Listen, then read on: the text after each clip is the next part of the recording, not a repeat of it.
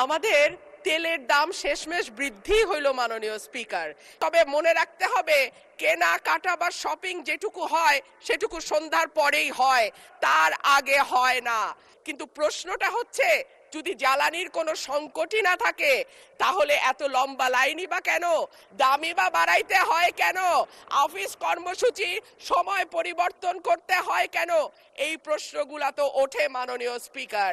মাননীয় স্পিকার, আপনার মাধ্যমে এই সংসদের কাছে আমি জানতে চাই, জ্বালানি মন্ত্রীরা যখন গণমাধ্যমে কথা বলেন তখন মনে হয় বাংলাদেশে আল্লাহর রহমতে কোনো সংকট নাই।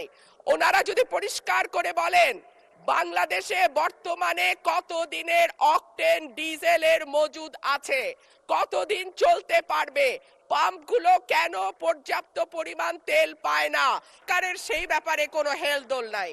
আশ্চর্য হয়ে লক্ষ্য করলাম মাননীয় স্পিকার, মন্ত্রীরা যখন সংসদে বক্তব্য দেন তখন তারা অবলীলায় বলেন বাংলাদেশে জ্বালানির কোনো ঘাটতি নাই। কিন্তু মাননীয় স্পিকার, যখন তেল নিতে যায় তখন দেখা যায় 3 কিলোমিটার লম্বা লাইন।